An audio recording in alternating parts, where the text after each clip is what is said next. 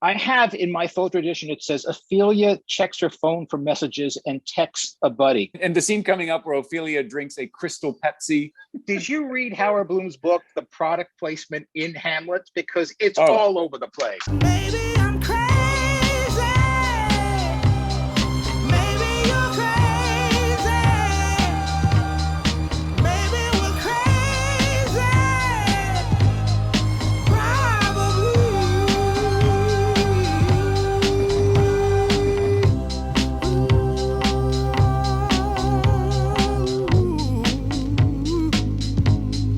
Okay, now here we are at a crucial point in the play, Act 3, Scene 1. Yes.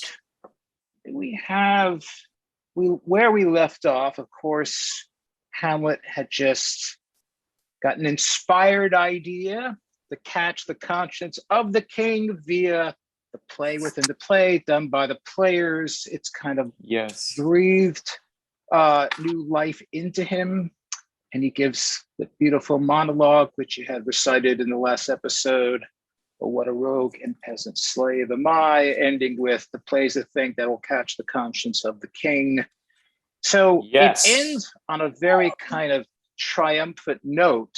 So yeah, you're right. So it ends on this kind of, I have a mission, I have an idea, kind of for Hamlet, kind of an upbeat, kind of I've got a mission now. I've got a point now, right? That's the how we ended. And then there is presumably, and we will find out in this scene, a passage of time, which is really only the second passage of time we've had in the play. Yeah, I mean, from the perspective of the audience, though, of course, we don't know that. But we get a sense of that by what happens at the beginning of Act 1. Beginning of Act 3, Scene 1, with the conversation we're about to proceed on between RNG, Rosencrantz and Guildenstern, and the king and queen. Yeah. So let's jump into that, and let's keep an eye out for, because you and I discussed how honest Rosencrantz and Guildenstern are. What are their motives? Are they lying? Are they doing this because they think it's best for their friend? They want to get paid by the king, all of these things. So when we look at this scene, let's try to think about how honest are they being? Are they lying? What did they hold? What information? Because now they're going to go back to the king and they're going to report on what their experience was with Hamlet, which was kind of their job that they were hired to do. Yes.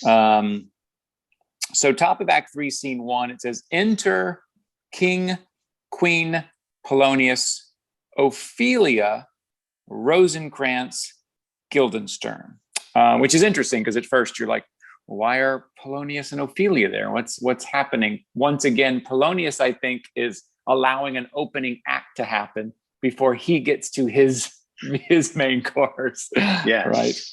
Right. And it's always great when a scene starts with the word "and." It makes us feel like we're jumping into the middle of something. Yes. And can you, by no drift of conference, I always thought it was circumstance. What do you have there?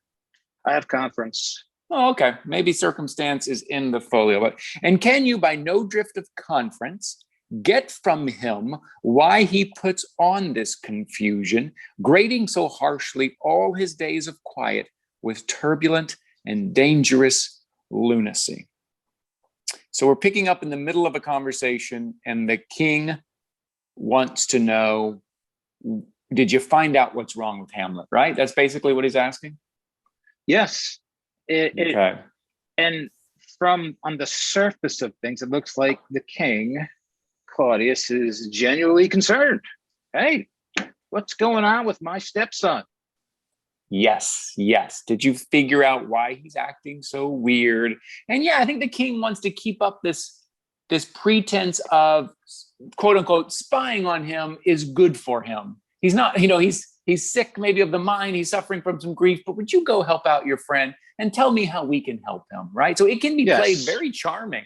Very, very charming. I can see why Rosencrantz and Guildenstern would fall for the act, I guess is what I'm saying. Yes, absolutely. Rosencrantz, he does confess he feels himself distracted, but from what cause he will by no means speak. Now, to me, that seems very honest because he says, I have of late, but wherefore I know not, lost all my mirth. That's kind of maybe what Rosencrantz is referring to. Yes, it's pretty, as we established an episode or two ago, Rosencrantz is the less sophisticated of the two and has given a plain spoken interpretation of what he perceives. He does confess he feels himself distracted, but from what cause he will by no means speak. Very kind of like straightforward. Of course, his partner Guildenstern dives into a little more depth, nor do we find him forward to be sounded, but with a crafty madness keeps aloof when we would bring him onto some confession of his true state. Yeah, now, you're right. That gets a little more. Yeah, Guildenstern obviously feels like he can say things more eloquently. It's almost like, hey, we're in front of the king and queen. Let's step it up. Let's step it up. Let's paint the picture a little better. Again, I have to think that sounds true because when they went into all of that ambition thing, I could be bounded in a nutshell. Denmark's a prison. And then they would ask him, a prison, my lord. He wouldn't give much more away. So he would say these things. He would act crafty, madness, aloof at times, but he didn't give too much away to his true state. I think that's true as well. Also, again, Paul, as you and I always say, if you want to look at how to play that scene, a lot of times you can look to previous scenes when they talk about that scene, right? If you want to see how to play the ghost scene, read what Horatio and Marcellus and Bernardo say. If you want to see how to play some of that, it's got to make sense in the next scene when they describe it. So again, it's in the text. If you have any questions, it's in the text. Exactly. I absolutely agree. I love with a crafty madness. He doesn't say madness, crafty madness. That's true because again, that is, Polonius has said there's a method to his madness. This is crafty mad. Like it's almost like people are saying, look, he's not crazy, but it's pointed, it's deliberate madness, almost like they're not falling for it, which is interesting. Which is really interesting. Yeah, which is great because then if you're playing Hamlet and you're coming out trying to do some madness crazy, you're just going to look like a fool if afterwards people say, well, there's a method and it's crafty madness. Like, I don't think he's supposed to be playing this wild, crazy thing, which some people like to try and do. And so the queen interrupts.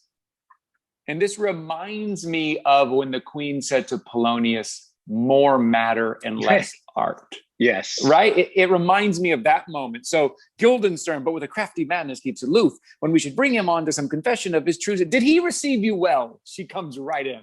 Oh, yeah. Interrupted line. Absolutely. And of course, who's the first to respond? Rosencrantz, most like a gentleman. Hey, I calls it like I see it. He was lovely. I almost feel like Rosencrantz is saying just enough to get paid. Like, yeah, he was great. Now do we get the money? And Guildenstern's like, no, they want more information than that. and Guildenstern adds this interesting shit, like, but with much forcing of his disposition. Like he's like correcting Rosencrantz, it's like, true. But with, he's like, well, it's not what you think it's, Yeah, no, it's true. There was a time too. I remember in a rehearsal, we looked at how many times Guildenstern says the word but after Rosencrantz. So Rosencrantz would say something and then that but kind of not totally negating, but saying, here's the other side. But they're not always in agreement. Right. So you're right. So, but with much forcing of his disposition, is that referring to kind of the word play they were doing? I'm not sure what that's referring to. It refers to the fishing RNG are doing to try to get something out of Hamlet. So try to get to what his disposition is. They're kind of trying to force him into it, albeit unsuccessfully. So I see. So they are forcing, not Hamlet. I guess I read that as with much forcing of his. Oh, I see. Okay, I thought Hamlet was kind of putting on his disposition, but they're saying they were trying very much to interrogate, but with much forcing of his disposition. Okay. Yes. Okay. That's one way of looking at it, at least. Yeah. So then Rosencrantz, niggard of question, which modern productions should change that word for sure, because people are going to hear it differently. Niggard of question, but of our demands, most free in his reply. So without question, niggard of question, sometimes people think that meant like, well, without questioning us. But he very much did question them. And I'm not sure that they are all of a sudden now lying and covering up, because so far they've been pretty honest.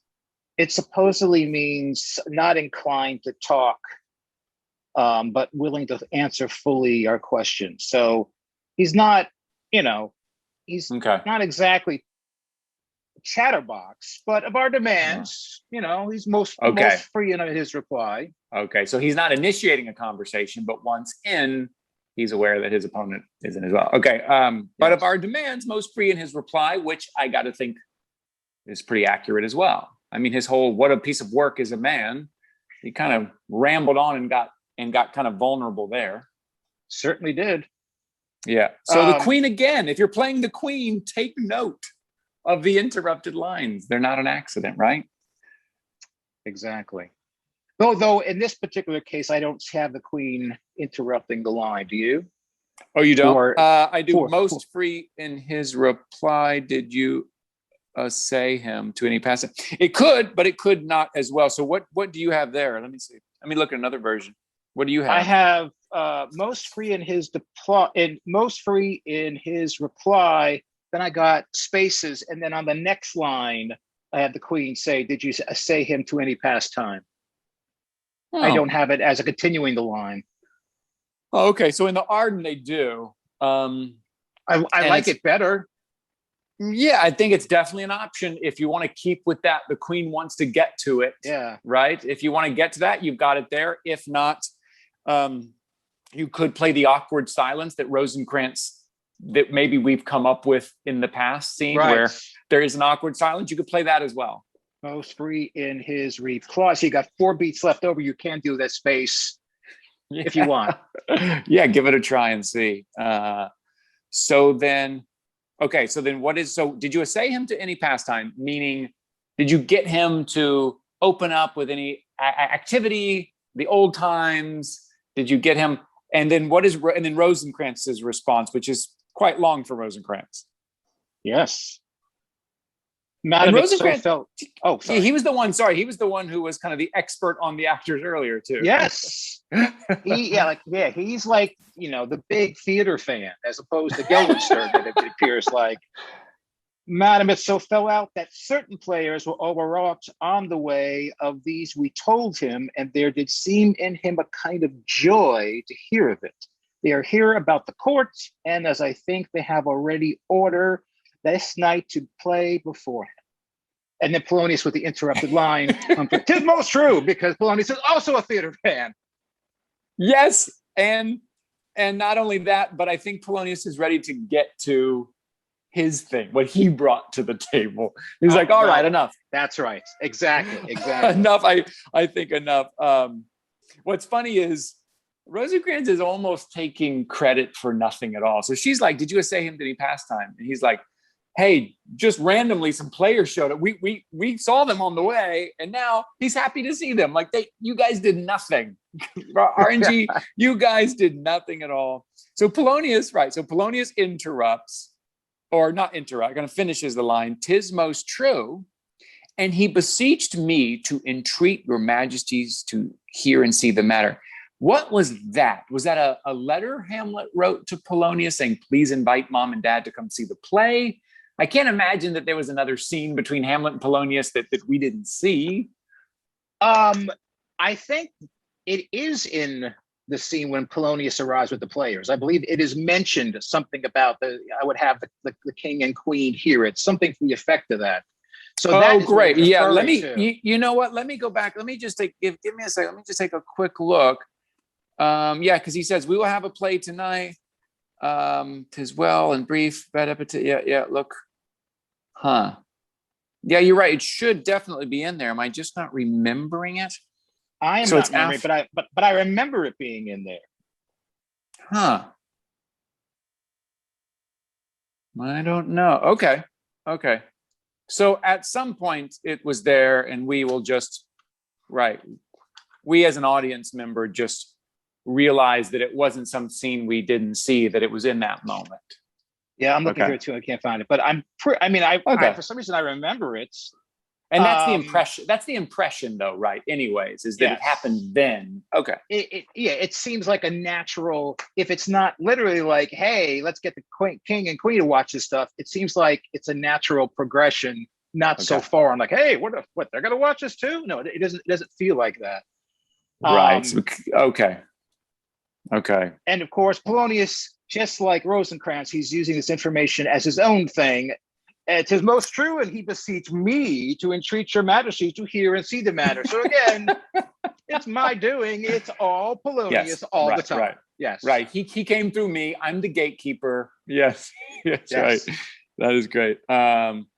Also, let's remember this entire time, Ophelia is in the room as well. Yes. So she's hearing this report. She knows.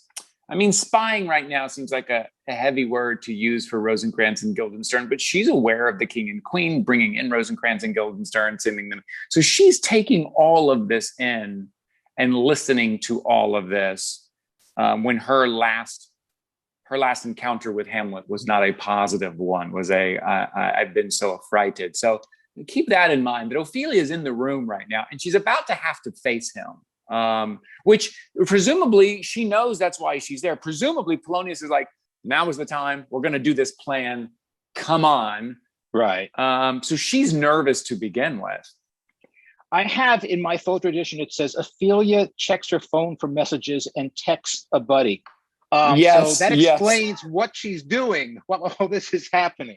Yeah, it's funny because in the Ardent, it says she records a quick TikTok video. And back then, no one knew. Wow. Now makes great sense. Now Yeah. it's funny, it made absolutely no sense in the 16th century. No.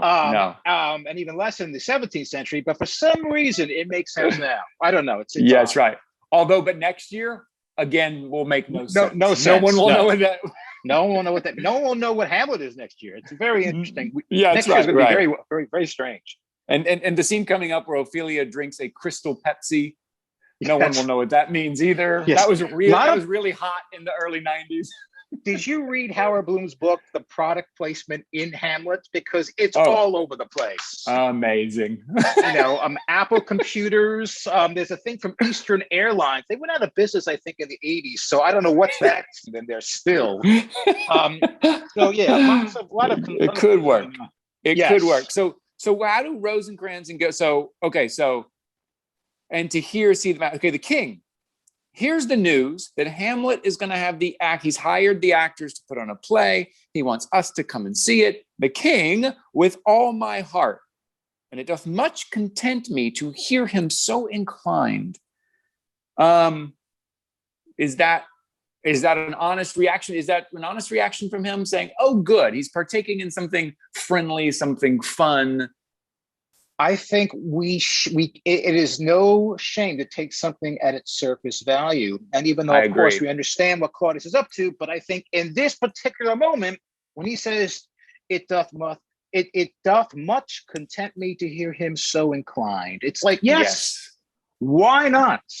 Yes. The king has no evil plan. It's already done. The evil plan's done. He's now won. I think you're right. Also, I think the king has got to walk into that play. If you were the actor playing Claudius, you've got to walk into that play, hands down, chin up, basically, right? Ready, unassuming, unaware. If not, if you walk in looking for something happen, then you miss the whole point of what's going to happen next in the play within the play, right? You need to get blindsided a little bit. So this leads on to the king kind of hook, line, and sinker here, falling for this or whatever, is the right choice, I think, because you get more mileage out of it later. Yeah. Absolutely. Absolutely. The key to being blindsided is the word blind. You got to be blind to be blindsided, babies, That's right. It's what Paul Lyons always says, babies. And you can buy my t-shirts with that logo at www.pool.org. That's right. Can't be blindsided if you're not blind, baby. No one knows what that means, Paul, but it makes a great t-shirt. All that's missing is a cigar or some sort of something, and maybe some dark sunglasses. Yeah, and you sitting behind a piano in a jazz bar. You can't even play the piano. Doesn't matter, but everyone loves it though. Everyone just loves it. And you hear me like pounding the keys, no music, like gotta be blind to be blindsided. You know what He's I'm saying? amazing. He's amazing. People guy on the side taking notes. Okay, so take that. So then he says, okay, good gentlemen, give him a further edge. So your job's not done. Stay around, keep digging, and drive his purpose into these delights. Okay, so make sure, keep him going in this direction. He seems to be happy. He loves the theater, putting on a play. This is going to be good for him. Good job, RNG. Keep going, right? Now, here's where it gets interesting. The king, again, absent of malice, at least in this beat, does something interesting. He finishes the line, "We shall, my lord, Rosencrantz." The line is finished with the king saying, "Sweet Gertrude, leave us too." Now, again, is it because he wants to spare her the indignity of what possibly might transpire, or the indignity of spying, or is it, I could probably, I have an agenda, that my queen doesn't know about, and I want to be free to express myself without the mom looking on. I think you're right, because we're about to find out in a second, in probably the next 10 lines, that the king is feeling, I don't know if guilty is the word, but he's feeling something, right? His conscience is speaking to him a little bit. I do think he wants to operate freely, and I think he can operate freely if Gertrude is not there. I also don't think it's odd for a king to ask the queen, get out of the room, the men are going to work, right? I mean, as bad as that sounds today, I don't think it's an odd thing to be like, I still say that today. I do that all the time. All the time, right? Yes. at your jazz club. At my jazz club. Mamas, leave the room. Please. Yes, I have some more philosophical thoughts and lines to say that you'll dig, So. So I think so. I think you're right. Sweet Gertrude, leave us too. I think he wants control of the situation because he is questioning and he is feeling. So we got to remember that Gertrude said, the reason Hamlet's acting this way is because his father died and because we got married quickly. And Claudius has been the one going, there might be something more to that. Not that Claudius thinks that a ghost showed up. I'm not saying that. But Claudius is the one who wants to dig a little deeper here. Correct. Yeah. So, and now it's okay. This next line is curious to me. For we have closely sent for Hamlet hither. I'll just stop right there. So, meaning they sent a messenger to say, oh, Hamlet, the king wants to speak to you, or just, hey, Hamlet, go walk down that hall and see if you see, so you're going to run into something. Like, what is it? We've sent for him hither. What was that? Oh, that's a good question. Because it appears, I mean, at least in the version that we're using, this is, of course, the famous soliloquy followed by nunnery. So they either sent for him in terms of to speak with Ophelia, or they sent for him to speak with the king. But a general sending for seems a bit odd. Like, Hamlet, you're wandering in the hallway aimlessly. Yes, and Hamlet seems aware of everything, and also if he was sent for, it just seems it has never seemed strange for me doing this in a production or on my feet. But now that I'm looking at it, if Hamlet was sent for on his way there to stop and pontificate on suicide, I guess it doesn't read strange to the audience because it's a soliloquy, and soliloquies kind of exist on a whole nother plane of reality. But it does seem strange that he Maybe it is why he discovers that he's being spied on in the nunnery scene, because he's putting two and two together a little bit. But I always found that strange that the king and Polonius would send for Hamlet, and that Hamlet wouldn't be kind of tipped off a little bit.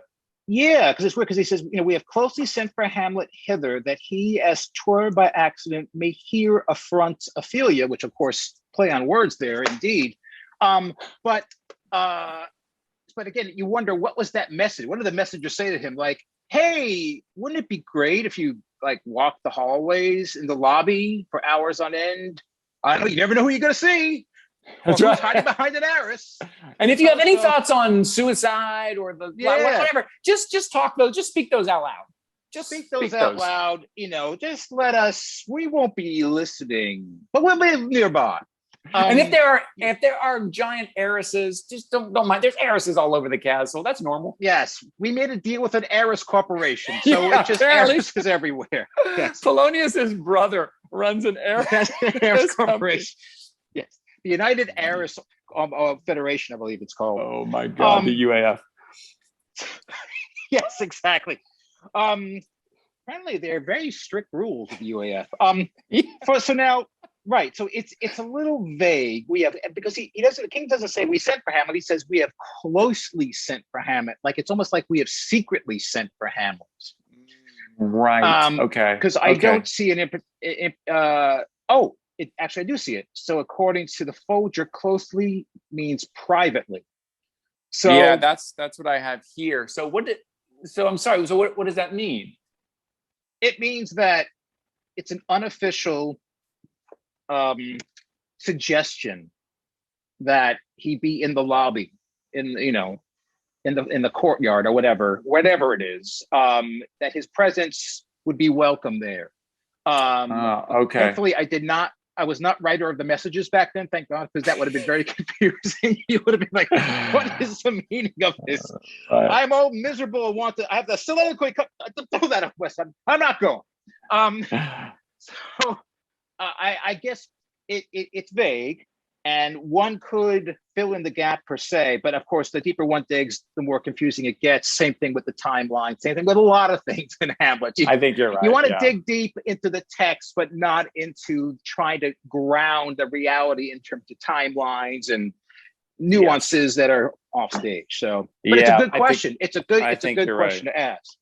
But they are setting up the plan that was referred to in Act 2, Scene 2. It's Polonius's shining moment. This is the plan he came up with. This is what expostulate turned into, right? That whole scene ended with him going, but I've got this plan that's going to work. So this is a big moment for Polonius. Oh yeah. Yeah. And this is now the king, of course, Polonius is like, don't tell, if you're Polonius, aren't we all? But if you're Polonius and you hearing the king kind of mention the plan to Gertrude, even though he talked about it with Gertrude, you kind of twitch a little bit, because the king isn't on board with everything you intend. So yes. if you're Polonius listening to the king say, for we have closely sent for Hamlet hither, that he, as twere by accident, may hear affront Ophelia, you're kind of like, don't say everything, don't give it all away. Yeah. Enough. Okay. Yeah, right. Exactly. Her father and myself, lawful espiles, we'll so bestow ourselves that seeing unseen, God, what a great phrase, isn't it? So great. Yes. Seeing unseen, we may of their encounter frankly judge, and gather by him as he is behaved, if it be the affliction of his love or no, that thus he suffers for. So it sounds like the king is saying, he's trying to make it sound kind of as necessary and as, what's the word? It's kind of harmless as possible. Like, look, yes, we're going to be spying on their conversations, but we're just going to listen to see if this is why, to get to the bottom of this, because we are spying on your son. So he lays it out, very frankly, but again, doesn't want the queen to be there. And she, not coincidentally enough, she has an interrupted line, or she continues the line, depending on how you look at it. The king says, that thus he substor, I shall obey you. Mm-hmm. So she's not Yeah. 100% in love with the idea of leaving right now. Right. Well, and so Uh, much so that I love that she takes a moment to talk to Ophelia. This is before Ophelia goes mad. This is the only moment they get together, these two. We find out later that she said, "I wished you to be my Hamlet's wife." She says this later in the play. So these are these little moments that can mean a lot as long as you're very clear on what the relationship is. But I love that Queen says, "Okay, I'll obey you. I'll leave. But I've got something to say to Ophelia first." It's a kind of a strong moment. and that she says it to Ophelia, basically saying, okay, you men, be men. I'm going to address the women Yeah. because we're important too. Yes. Right. As you know, and for your part, Ophelia, I do wish that your good beauties be the happy cause of Hamlet's wildness. So shall I hope your virtues will bring him to his wonted way again, to both your honors. Madam, I wish it may. That's interesting. Another too, interrupted because, line. Yeah.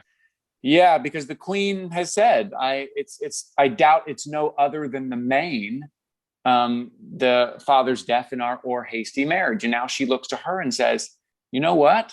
I hope it's just because he's young and in love with you and it's been difficult for him. I hope that's what it is. Yeah. Yeah, which is interesting. And then Ophelia, who at this point, I just imagine is just shaking in her boots. Like, it's just like, oh shit. Like, yeah, madam, I wish it may. I hope it goes better than it went last time for me. Yeah.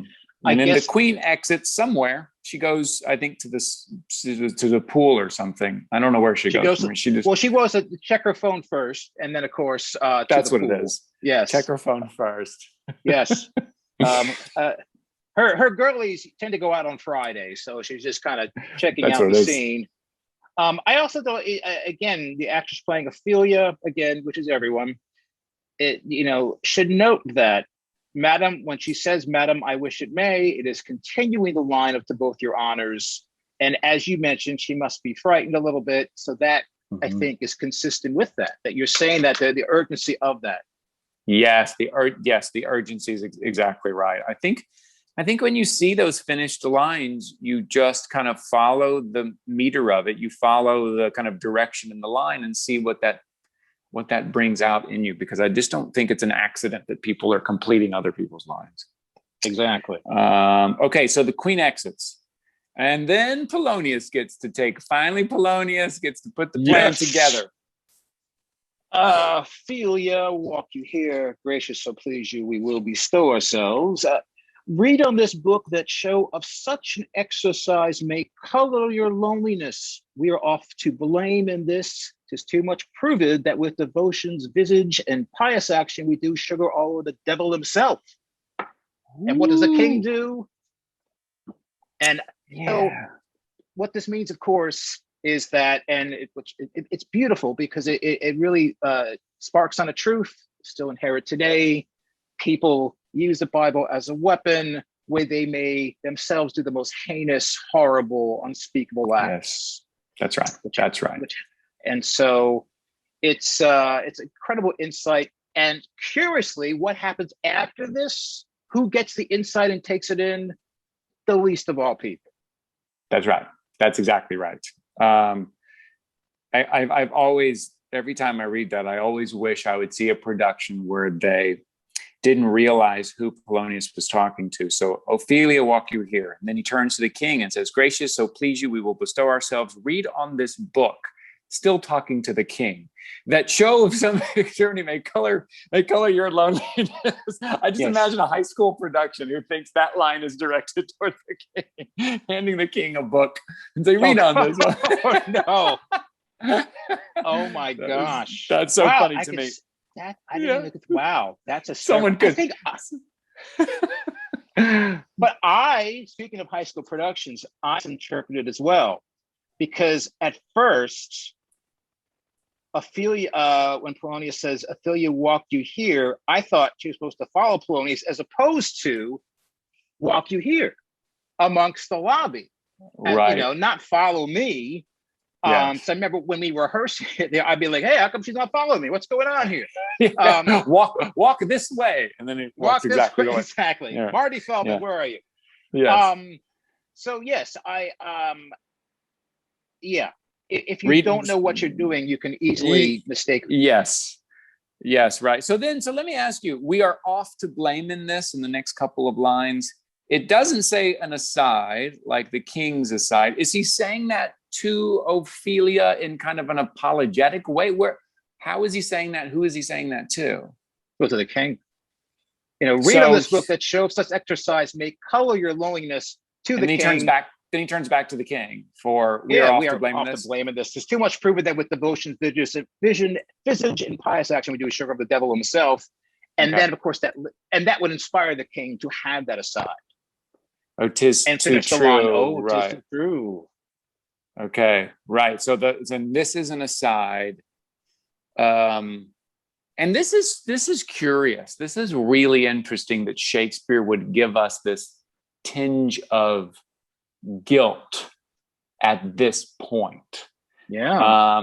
And maybe guilt is too strong of a word, but something on the king's mind in this speech. The king is obviously, because I mean, I don't know at what point when you're watching this play in 1603, what their feeling of the ghost was. Back then, were they more inclined to think it was the devil, not to trust the ghost? Do they know immediately that Claudius, are they trusting the ghost immediately? Are they waiting for the other shoe to drop? Are they waiting for Claudius to give himself away a little bit?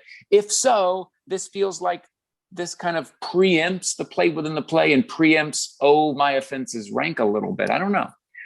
Well, from what I know about that time period in the 17th century, there were a lot of plays involving ghosts. Mm-hmm. And so the audience would have been used to seeing a ghost. It wouldn't have been such an odd thing in a play. And so for that in mind, my guess is that they would trust both the appearance and what the ghost had to say. And I mean, I tend to agree with you, except the fact that Hamlet continues to question, like it just in the speech before, he says the ghost may be the devil, and the devil hath power to assume a pleasing shape. Is that reflective of the audience not knowing either, or does the audience say, no, we trust it, Hamlet? Why are you questioning this ghost? Do you know what I mean? I think it's the latter, because Hamlet questions everything. Hamlet is stuck in his own. But why wouldn't Hamlet? If I'm saying, if in the time people trust the ghost, then why wouldn't Hamlet trust the ghost? Well, because Hamlet's not seeing it in a play; he's experiencing it in person, and he is constantly in perpetual thought and overthinking things. And so, it's one thing. Okay. You know what I mean? You're used to seeing it in a fictional play or even non-fictional play. It's a play, nonetheless, the ghost. But so audience seeing ghosts in plays was common, but audiences actually seeing ghosts not so common. Okay. And so if the audience trusts the ghost, which means they know Claudius is guilty, they know Claudius is a murderer, then what does this speech do for us? This real little aside right here. I think it's great because it's the first time that I don't think Claudius is guilty, as it's the first time he has a sense of self-awareness, which is rare, I think, of someone of his character. He seems kind of like a narcissist, kind of like someone who just goes by stupidity and arrogance and hubris and doesn't really think about consequences. So I was just looking at a passage earlier today and I was like, what is that? And I wrote self-aware. That was kind of my big takeaway. You see that is that, he's not in, and it's a beautiful insight into the character because, Hamlet is not filmed with one-dimensional characters. Maybe Osric, but even Osric's got his own story. But nonetheless, these are characters with different shades. Hamlet is not all good, but he's certainly not bad. And Claudius is not all bad. And so this sheds a little light into, again, I'm just making a guess here. It doesn't appear to me that this aside from Claudius is is meant to be a revelation to the audience. Okay. It's Okay, I guess a that revelation into his character, not into his actions. and his action. Okay, I guess that would be my question if this was a moment like, oh boy, right. Okay, so this is just him because he does say, more ugly to the thing that helps it than is my deed to my most painted word. Oh, heavy burden. Yeah. So, okay, that's And interesting, especially with a modern audience now. I mean, I out of don't know that there's anything going to. right. I don't know that there's going to be anybody who doesn't think Claudius is guilty. I mean, right from the beginning. You know what I mean? So yeah, I think you're right. I think also, even if you think he's guilty, it's still a shock. It's one thing to be told this person did this. It's another thing to actually hear the person admit it. It's the first time in the play where we really, so uncle, there you are. There we see him for the first, really see him without the pomp and circumstance, without anyone else around. Yeah. His own little quiet moment and him saying to the audience, yeah, I did this. It's still a shock. It's still like, yeah. oh my God. Because we've seen more this scene. Yeah. And not only I did this, not in an Iago way, but in a heavy burden. My deed to my, so there is a bit of like, oh, he still feels very heavy. Maybe there is another reason. There's more to the story. It's not a twirling mustache aside. No, because Shakespeare, thank goodness, never painted his character that broadly. He painted specific characters because he painted human beings that have light and shade and evil and good, and they are complex and surprising people. And so yeah, it's true. I mean, just coming up, Claudius's soliloquy is so surprising in that he spends the whole soliloquy saying, can I be forgiven for this? And then at the end basically says, well, that didn't work. On with killing Hamlet. It's fantastic. It's like you get sucked into it, and then and then after that, if you look at the lines, Claudius is a different person after that. It's almost like he let the burden go. He tried to ask for forgiveness, it didn't work. So he's like, all right, this is who I am now. It's so good. Anyways, that's coming up. Yeah. This is the first little hint that we get of that. And then, so that was an aside. Polonius says, I hear him coming. Now, if you wouldn't mind, sir, who are you talking to? I always expect Polonius to say. If you wouldn't mind backing up for a little bit. It's interesting also what specifically the king says. He says, oh, 'tis too true how smart a lash that speech doth give my conscience. The harlot's cheek beautied with plastering art is not more ugly to the thing that helps it than is my deed to my most painted word, oh heavy burden. So I love that. Mm-hmm. It's in one way it's kind of a like a brain twister, and the other way it's like, oh, of course, it's painted word. I love that painted word. I mean, painted word, talking about which reflects the makeup on the harlot's cheek, the painted face of the harlot. Yeah. Yes. And so, and I think that's referred to later with Ophelia. I want to say God hath given you one face and you make yourselves another. Yes, exactly. So it's kind of like a double thing there. So it's the king does not just say, he could have just said, oh, 'tis too true how smart a lash that speech doth give my conscience, but no, he continues. And that's what makes it beautiful, with the harlot's cheek beauty with plastering art is not more ugly than the thing that helps it. That is my deed to my most painted word or heavy burden. So it's like, he's not just admitting to the audience, he's having a realization.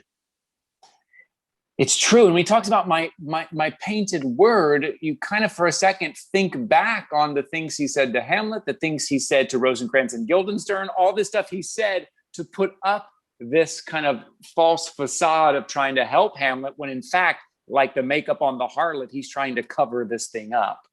Yeah. Pretty and great. What does that do? It takes away the audience perception of a black-hearted, twirling mustache villain, and we see a human being. We see an actual human being there, and that's the big difference. That's it. Yeah, man, that's really great. It's really great in just like 6 lines.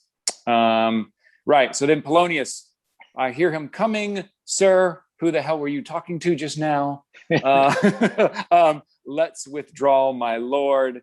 And behind an arras they go. And the play ends. There's nothing after that. And then I think at the end there's like a fight. Pretty great. Yeah, What a pretty good great. play. Prefer, Speed the Plow, if you ask me. It's a lot Pretty- more going pretty on, a lot more great. depth to it. So Yeah, it has an ending. Oh, wait, there's more. Something you may have heard of. Okay, let me ask you this. Okay. And I'm not sure what this means, but without you looking, and you may know the answer to this, but I just think it's an interesting little tidbit of information.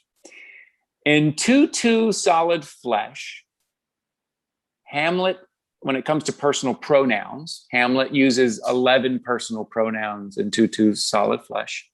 In Rogue and Peasant Slave, Hamlet uses 30 personal pronouns, I, me, my. How many do you think he uses in To Be or Not to Be? you said 30 in Rogue and Pleasant. And Yeah, how many would you think? To Be or Not to Be? What do you think? let's look up my knowledge of it. I want to say it's okay. I'm going to take a guess of either one of things. I'm going to say it's either half or twice as much. It is 0. He Zero. never once refers to himself in this speech, Huh. which is very, very curious to me. Now, without sounding like, well, I don't know what I would sound like, but without being hated by the entire Shakespeare community. Too late. Too late. I have, for me, the jury's out on this speech. I love the speech, but again, I've talked about where it should be in the show. I have questions about where it should end up in the show. I have questions why he doesn't refer to himself at all in this speech. I also feel like you could take this next speech and place it in many Shakespeare plays, many of the lead characters, pretty much anywhere, and it would have the same effect that it has at this point in the play, which I feel for a moment it is stopping the play to pontificate a little bit on life and death. Yes, I can make that work in Hamlet. I can see why that works, but I can also see why. Okay, here it is. Here's what I'm going to say. It could easily be cut from the play and it wouldn't hurt the play at all. I know. It would have the same. I think it's the most famous speech in Shakespeare, but it feels more like a sonnet to me. It feels more like something that stands on its own rather than something that moves the plot along in Hamlet. That's what I'll say. And the fact that he never refers to himself in this speech at all, whereas previously he constantly refers to himself. Yeah, I love that. It's so fast. I never considered that, but you give a very, very salient point there that it's true. I mean, you could place this speech in Othello. You could place this speech in Romeo and Juliet. I mean, definitely in the Scottish play. I mean, it's certainly. So it begs the question then, if that is the case, why there, why now? And I mean, I guess off the top of my head, I consider Hamlet, the ultimate existential play. What is existential? We're talking about existence, the meaning of existence. First thing Hamlet says after little less than kin and more than kind, he has the 2-2 solid flesh would melt. So again, what's Hamlet about? It's about a man, or what could be, it's about 4 or 5 acts long. It's about a man struggling with his own existence. That this 2-2 solid flesh would melt thought and resolve itself into a dew, or the everlasting, not fix his canon against self-slaughter. So, yes, it begins that way. And so given that Shakespeare, again, this is me, could be justifying nonsense, but just off the top of my head, and for some reason I justified in my own mind, and Shakespeare fans will hate me more than you for saying this, just because I don't have as good lighting as you do. So that alone will make a big difference. That's all they care about, really. Is that you first see him, he's suicidal.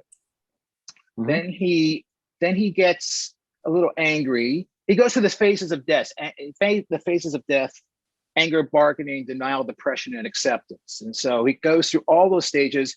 He's happy, he's sad, he's alive, he's not. So it only makes sense for me. It's consistent with at least how the Folger, and I suppose, is this the folio? Yeah, but well, it is both the folio and the quarto too that puts it in this place. So it is, I think it is generally considered the correct place for it to be. Yes. Yeah. I'm only getting the other thing from the bad quarto and because I've played it that way. But yes, this is where it goes. Yes. It's perfect in the sense that we lost our Hamlet at a high. The play is the thing that'll catch the conscience of the king. We don't see him for a bit, and then he comes back and he's like, severe, not severe. That is, I mean, or of course, that's just one interpretation. I think that was Sir Ralph Richards' interpretation. Or no, it wasn't. But you know, to see him in a moment of reflective and sort of existential desperation, because he is about to do something incredible, and it may fall apart. You know, I mean, the hubris gave us catch the conscience of the king. But now, of course, with hubris is Hamlet's Achilles heel. Thoughts. Conscience does make cowards of us all. He's going to say it in a couple of lines. So the problem, Hamlet is stuck in his own conscience. And of course, he is absolutely frightened of what's going to happen. What is he going to do if at the play, the king throws a fit and he has no plan? He has no plan after that. Right. So he is scared and he feels like the world is on his shoulders. So for me, it's the perfect spot for it. Even though other spots arguably would be much better on the surface, I think for the play as a whole, it's the perfect spot. Why does he not mention himself? Why is he not? I think because he, at this point, considering everything he's been through, we're only on Act 3. He's been through a lot, you know. And whereas a rogue and peasant slave, what's it about? That's self-flagellation. Yeah, sure. We have that, oh, what a rogue and peasant slave am I. See how this actor's passionate and I'm not able to do anything. That beating himself up. And then which then came into, ooh, I hear there's a thing that you could do. So he's already past the beating himself personally up. You said there's 30 pronouns in Rogue and Peasant Slave, and there's none on this one. It only makes sense that Shakespeare, possibly said, okay, I want to have another soliloquy for Hamlet to show his state of mind, but I want it to express something different than self-flagellation. I want to express a sort of universal, the universal problem of man. Why do we exist? What's the point of living? I mean, again, I'm taking stretches here. Your argument is very sound. And I don't know, I don't know that it's an argument. I think maybe it's more of a thought experiment. You know what I mean? It's just something I can throw out in a discussion like this. Because I think, my nature, and you probably know this about me, is when things like, for instance, To Be or Not to Be in Hamlet are so connected, when anything is so just accepted, I like to poke the bear a little bit. I just like to say, are we sure? Are we sure? Because then when I'm proven wrong, I go, okay, now I fully believe it, right? And this was one of those things that I just went, well, I just wonder, because all the other soliloquies, Hamlet famously has 7 soliloquies. And in all of them, he uses quite a few personal pronouns. Listen, it's not out of the realm of possibility that this was a speech that, this is going to sound crazy, that Shakespeare kind of wrote one day before. In 1595, he wrote it, and he wasn't sure what play to put it in. Playwrights do that. They write speeches, they write scenes, they write ideas and themes, and then at some point, a play reveals itself, and they realize this is where this goes. It goes into this play right here. It feels like that to me sometimes when I read it, like, oh, it was on the shelf, and he realized this would be a great place. This is the character to say it. All these other characters I've written so far are not the ones to say it. This is the one to say it. Yeah. And I guess attached to that, and we'll go through when we go through the text itself, is why this one? Why is this one the one that people remember? You ask the person on the street, Hamlet, and they don't say, oh, oh, that there's two solid flesh. No one's saying that. No one's saying, oh, whoa, what a rogue, or oh, you host of heaven. He's not doing any of that. They say, oh, to be or not to be. There even was a movie called To Be or Not to Be. Yeah, and just before we even dive in, I think off the top of my head, two things come to mind. Is one is because Shakespeare understood the power of simple monosyllabic words, and that's memorable. And two is probably because there isn't any personal pronouns, which means it's about all of us. It's about life. It's larger than the play itself. Yes. So I think for that reason, of course, is the reason why it remains so popular and so well known. Yeah. And it became almost like the signature. You beat on a marquee, to be or not to be, ... in quotes. It's Hamlet time, Yes. So right. Yeah, but I admire and appreciate you, poking the hornet's nest or what have you to see what's the story with this. Why is it there? You could take it out, remove it. It's a very interesting point. Yeah, I can almost picture someone mentioning that to Shakespeare back then and him saying "fuck off" and then kind of walking away. But still, that'd be quite a scene. I think sometimes we all suffer from this is the way it was taught to me. This is the way it is. This is the way I believe it to be, and I will defend it. And we can justify and defend anything, and I think that's a great trait to have. So I think that sometimes is our instinct. It's the conversation you and I had about, did Shakespeare survive because it's the best, or is it the best because it survived? That will never be answered. But again, we want to defend Shakespeare as being the best because sometimes it's hard to think that maybe we don't have the best. Maybe there's great stuff out there that we are missing, and that's a hard thing to think about. I got to admit to you, I think about that question that you brought up a while back. Is he the best cook? Did he survive, or did he survive? Is akin to the other geniuses we had in history? I think about, in particular, the genius musicians. Yeah, there has never been a second Beethoven. It does not exist a second John Lennon or John Bonham or Keith Moon or Jimmy. There's never been another Jimi Hendrix. There have been people similar to that, but these are, they're the Shakespeare of their instruments, in a way, the Shakespeare of their talent. And I think, and why do we remember them? Jimi Hendrix died over 50 years ago.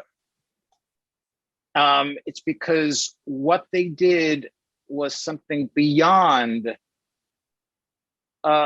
most human beings' capabilities. They were so original and different. I know, of course, we don't need to spend too much time on this, obviously, but Marlowe and, a lot of Shakespeare's competitors at the time, if you want to call it that, other playwrights, they wrote other great stuff. Was it as great as Hamlet? Hamlet being a tattered copy of the Folgers.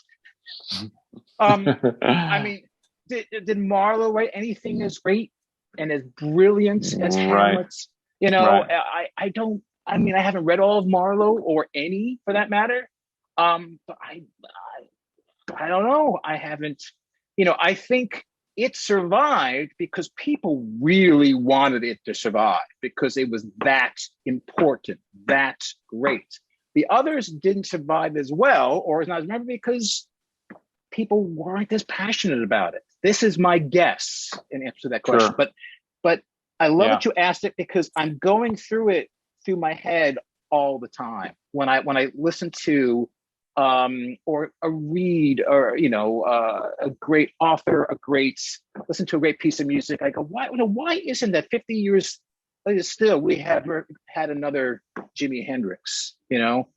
Why? Yeah, it's true. I mean, I think, yes. And I think part of it is record keeping at the time. I mean, every few years we hear about a discovery of some Atlantis type city that we didn't know about, that now we've discovered, that had been forgotten, that now we find these these artifacts and these jewels and this amazing stuff that there was no record of, and now we're discovering it now. So I do think record keeping and how that, I think that plays a part of it. But Absolutely. I would like to believe that that you're right, because of the impact it had at the time. There was an effort to make sure it survived. Yeah. I mean, it's, Yeah. and if anything, the question, and I think we can definitely, I love continuing pondering that question, is because it makes, at least me personally, appreciate talents, genius talents, when I see it or hear it or Yeah. what have you. You know, it's like it's because Right. I think about it a lot when I think about the people I admire. I'm like, wow, there's nobody like that now. Yeah. Right. You know, Yeah, it's there was true. one Marlon Brando. There was never another Marlon. No one. You know, Yeah. I mean, and believe me, I am a big admirer of a lot of other actors that are more contemporary, or actors that you particularly actors from the '70s. But no, there's been only one Brando. That's it. We'll never Mhm. get another one. Hmm.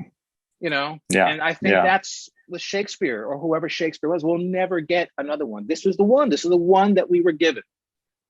And isn't it incredible that no one has been able to do what he does? And what I mean by that is he's still the most produced playwright. And yes, it's because it's in public domain, but there's a lot in public domain that you could produce. He's still the most produced playwright 420 some odd years later. No one has been able, we've not been able to recreate theater this way ever, No. which is amazing to me. We think of ourselves now like so advanced, but we couldn't do what he did and what they were doing. No one's doing that anymore. So yeah, that's remarkable. That's remarkable. And I think we ask ourselves that question because, I mean, maybe unconsciously, the frustration of like, why can't we have a modern day Shakespeare? Yes. Why can't there be Yes. someone that is so, and then the difference being, of course, tastes have become much more subjective and much more streamlined than they were back in the 17th century. So, you know, you take your pick, be it, you know, Aaron Sorkin or whatever your favorite playwright or writer is, it's going to come down to personal taste. There's no universal anything anymore. Yeah, I think you're right. And I'm a big fan of Aaron Sorkin. I like the density in his writing, but right now, I probably couldn't quote more than one or two of his lines, whereas Shakespeare, people who even aren't Shakespeare fans can quote Shakespeare. Like he just had a way, right? It's like these things that are in our back pocket right now that are so much part of our consciousness. No writer today, no matter how much you love them, like I don't think about Sorkin all that much, and I'm a big fan, right? But anybody can quote Shakespeare. One of the startling things I remembered as I first approached Shakespeare, it was in college, I think, or no, before that. But particularly in college, I discovered when going through Hamlet for the first time and was watching the Olivier movie, how many modern expressions started with Shakespeare. Something rotten in the state of Denmark. Even that one, I remember watching, like, what? That's where that's from? You know, in addition to a thousand others just in Hamlet alone. Just in Hamlet. Well, it's the old joke that the two ladies walked out of Hamlet says, I don't see what the big deal is. It's just a bunch of cliches. Yes, exactly. Yeah, right. You know, it's not a coincidence that not only is it popular art, it's popular, you know, verbiage, it's popular dialogue that we still use today.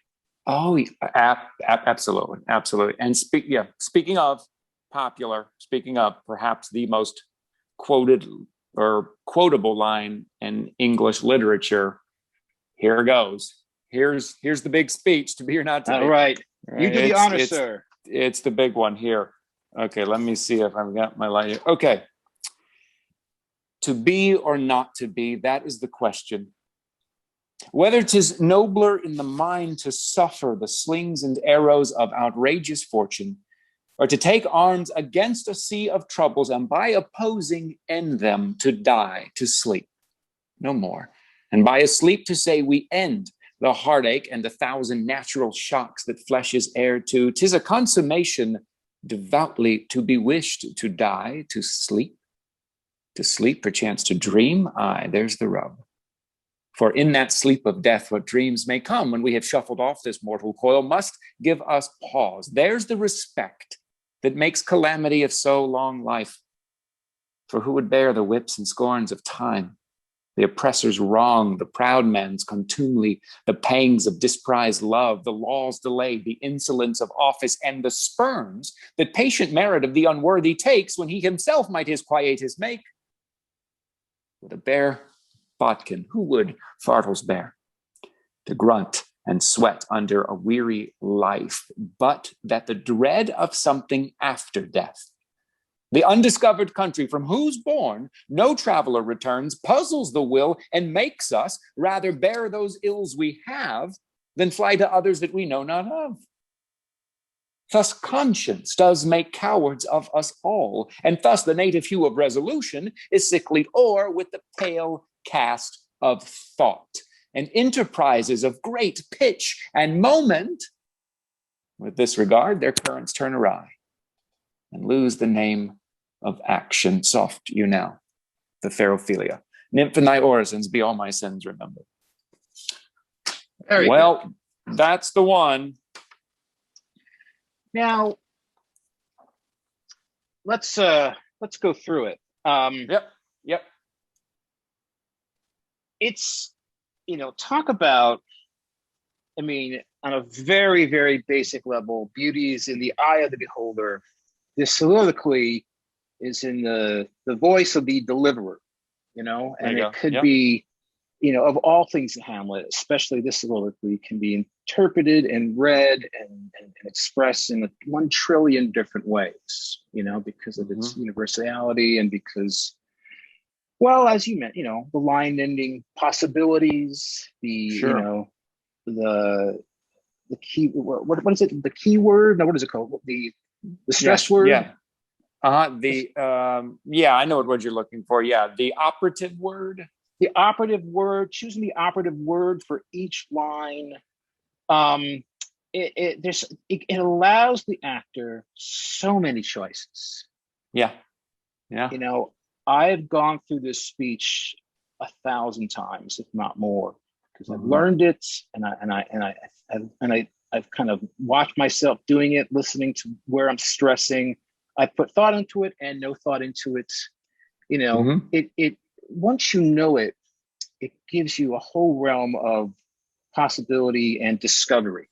Because I sense you were going through, And you just you're right. You have to get it on its feet and get it into your body. I think you're right. I think it's smart to do what we're about to do, where it's kind of take it line by line and talk about it. But until you really get it into your body, really learn it, and then forget it, kind of thing. Exactly. And the fact that I've pointed this out many times, and it's what Hamlet ends up doing much later when he comes back from England. But he's speaking in this first line, those monosyllabic words, to be or not to be. It's very simple, very straightforward. He's laying out this antithesis, this argument, whatever you want to call it, very simply right at the top. And I just think it's great writing, and it's a great way to get the audience on board. Now, I also love that toward the end of the play, he will end up saying to Horatio, "Let be," which is great, because I think let be may be the answer to be or not to be. At this point, Hamlet thinks those are his 2 choices. And then let be ends up being kind of the third choice there. But to be or not to be, that is the question. I prefer it to be 1 line, but you see people break it up a lot. You see people put a lot of beats and pauses in that first line. I like the argument just kind of being stated on 1 line. And then this next line, honestly gets debated a bit, but I think, I'll ask your opinion, but I think whether 'tis nobler in the mind to suffer, nobler in the mind, is it nobler in the mind or nobler in the mind to suffer?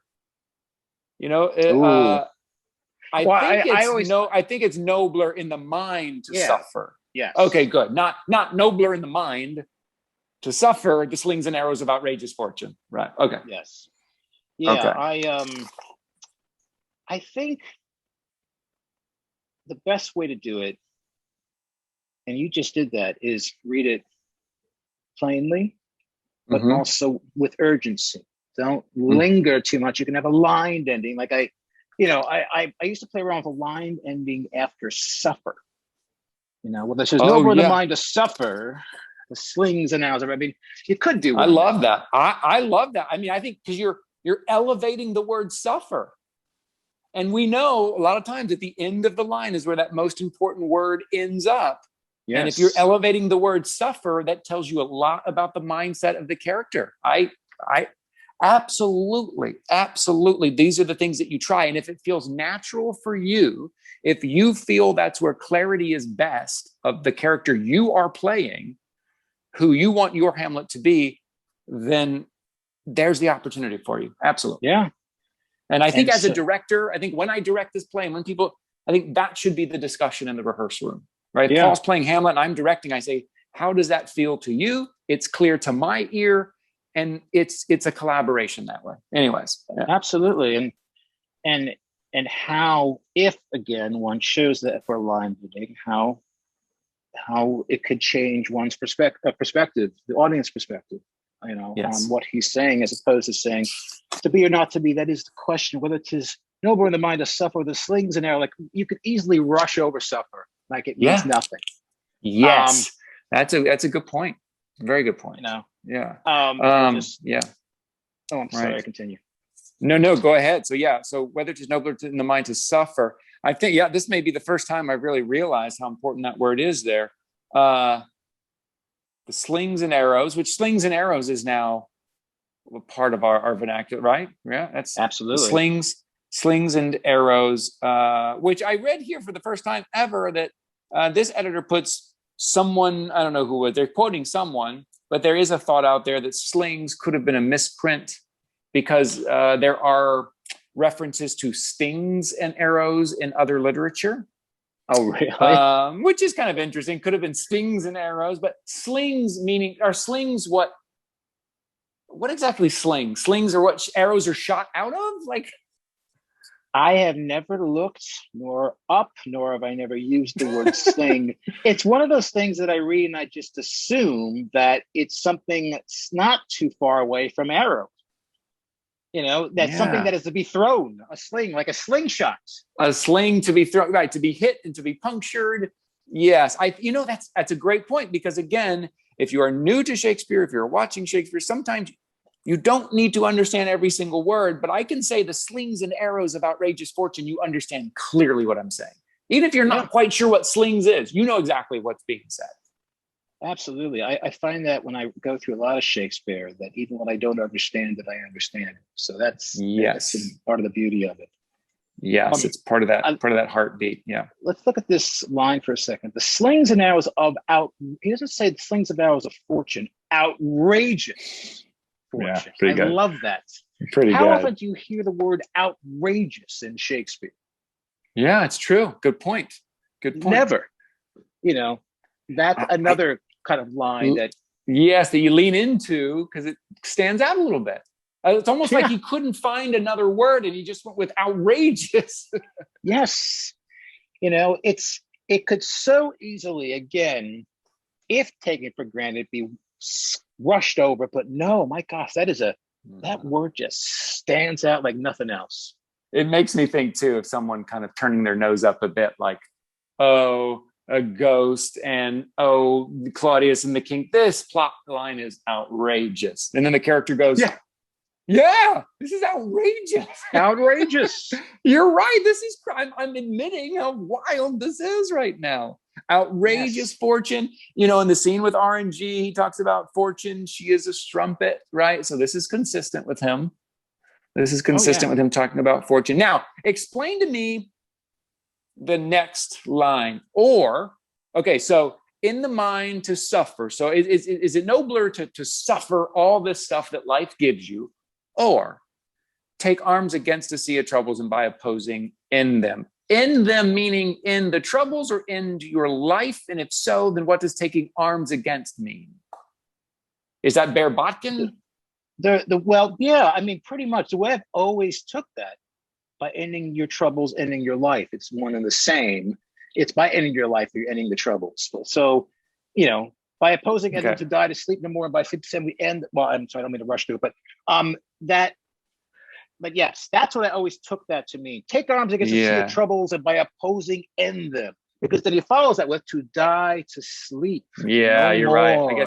I guess I remember first reading it and couldn't get out of my head the idea that you either suffer this stuff or you take arms and you fight against. You spend your life fighting against, and then you end them. But what's nobler, accepting your fate or fighting against it and saying, no, I'm mad as hell and I won't take it anymore. But that's not what he's saying. He's saying suffer or end your life is what he's saying. But he views suicide as like, a moment of triumph. Take arms against a sea of troubles, and by opposing end them. It's like you're into battle. He almost turns suicide into a noble effort. Nobler in the mind. Good point. Yes, like you don't control me. I'm the master of my own fate. Yes, right. Absolutely. Right. Because you're right. He follows it up with to die, to sleep, which is always great. I love that, because why did he change die to sleep? Is it because, I don't know, maybe die is too heavy of a word and he'd rather just think of it as sleep? Why is he making that change? Because, at least initially, if you're dead or you're asleep, you look exactly the same. Mm-hmm. And so that's Hamlet's concept of what death is like. It looks like the person's asleep. Just asleep. Yeah. Right. To die, to sleep, no more. And by asleep, we say the end of heartache and the 1,000 natural shocks that flesh. So, he doubles down on the sleep concept, but that's the initial impression I get. Yeah, I think so. I think you're right. To die immediately switches it to sleep. No more is no more referring to death is no more than just sleep. Is that what that is? Or no more referring to no more, life is over? No more. I always lean into no more life. Okay. Not to to die, sleep no to more. sleep no more. No more. I mean, but also my Folger has kind of a dash after sleep and a dash after no more, kind of keeping it almost separate. A little leaning into it a little too much in terms of the Sure. heaviness of it. But obviously one can also say, and by opposing them to die, to sleep no more. And by sleep to say we end, it depends on die to sleep no more. Yeah, I've seen too where people really hit that no more, like dying is just sleeping. That's all it is. It's just sleeping. All right. To die, to sleep no more. Like that's all it is. It's just sleep. And by asleep, this is what we're saying, by sleeping. We're going to call this death now. We're going to call it sleep from now on, because that's all it is. It's both ways. It's like it's sleep no more, and it's also sleep no more. No more. You're That's dead. it. Yeah, sleep no more. And by asleep, to say we end the heartache and the 1,000 natural shocks. That phrase rings in my head all the time. I don't know why. 1,000 natural shocks. I think it's the word, first of all, 1,000, and then natural shocks that flesh is heir to. It's almost like that we can't escape. If you are human, if you have a heartbeat, you cannot escape the heartache. You cannot escape these slings and arrows. And by asleep, you can end it all. You can, this is the only way to avoid it as a human being. You think of 1,000 natural shocks. When you think of your life or Hamlet's life at 30, 32, think of every cut and bruise you ever had. Think of every injury you ever had. Think of everything your body has gone through. In Hamlet's case, 30 something years. In your case, 15 something years. You think of all that and you think, wow, was it 1,000? It probably was. And these are not unnatural. These are unnatural things. These were natural occurrences that happen when you're young, when you're middle-aged. Things happen. Life happens to you. Yeah, right. And insect, anything. Right. And on top of that, the emotional, mental heartache, the that I've got nothing to show. I don't have a scar for those years I was depressed, but those have affected my life more than when I broke my, whatever, the scars that I do have. That I know he says flesh, that flesh is heir to, but also that heartache and that the stuff that we just have to deal with because we're human beings. Yeah. Oh, I mean, God, it's so clear, and it's so penetrating into the brain, into the heart and the mind to listen to these words. And then he says, "'Tis a consummation devoutly to be wished to die." There's almost I hesitate to say a playfulness in the words he chooses there, but there is a consummation devoutly to be wished is so interesting to me after it being so heavy and talking about death and 1,000 shocks. It's a great little turn of phrase that I really like. It is. The Folger actually also awards it a dash, hyphen or whatever. Really like the dash. I know. I don't mean to dash off, but they do call me Dash Hammett's Senior. The Flesh is heir to dash or hyphen. 'Tis a consummation devoutly to be wished. Right. It could be a reversal for those comedy fans out there. And also it just makes sense, to end the heartache and the 1,000 natural shocks that flesh is to heir to is a consummation devoutly to be wished. Yes, that's how I hear it in my head. That's exactly how I hear it in my head every time. It's almost comedic. It's almost like, well, who wouldn't want that? That sounds good to me. It sounds like and then he ramps himself up. He's like, yeah, we're just going to sleep. And then we're going to dream about, oh, shit. Yeah. We're going to dream. Exactly. Right. That, there's the rub. Another expression I'm using every day in my life. So, you're right. So devoutly to be wished. The way you just did it is how I hear it. So he goes back to die, to sleep. He's going back to this concept. It's almost, I don't know, he's kind of talking himself into it a little bit, saying, yeah, this is not so bad. It's just to sleep, to die, to sleep. And I like the fact that it gives you the opportunity of being in the moment. I think the mistake maybe you could make is having decided all of this off stage and come on stage, say, hey, here's what I figured out, instead of letting us watch you figure it out as you go. Yeah, that's the beauty of, all of Shakespeare's text, but in particular this soliloquy, because once you know the soliloquy, you know the text backwards and forwards, like you and I do, then you can play. And then you can have thoughts and ideas at home, work it out in rehearsal, but get on stage and just let go of it all and see where it takes you. Yes. And, yes, that's great. Let it surprise you. Let it catch up to you. Because if it does that, if you can allow that, it'll be that for the audience as well, right? Don't tell us something that you already decided.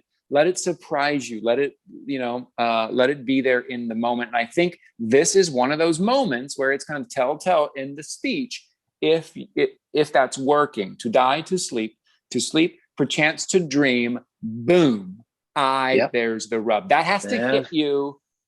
Again, going into this stuff, I used to think about this when I did Who's Afraid of Virginia Woolf, and I played Nick, and Nick basically gets his ass kicked for 3 hours in that play.